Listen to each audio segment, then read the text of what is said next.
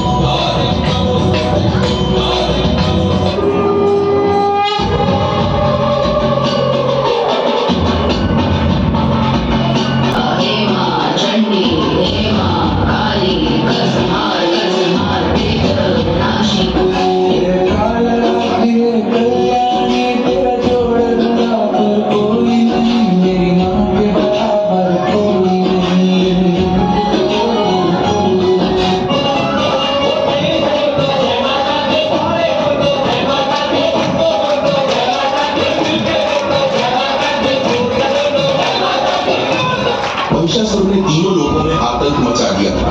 देवता और ऋषि मुनि सब भयभीत हो उठे। तब त्रिदेवों के तेज से प्रकट हुई मां दुर्गा सिंह पर सवार, दिव्य तेज से आलोकित, शेर की गर्जना से राक्षस कांप उठे और शुरू हुआ 9 दिन और 9 रातों तक चला भयंकर युद्ध। क्या आप जानना चाहते हैं कैसे हुआ इस महायुद्ध का? जय माता दी, जय महाराज।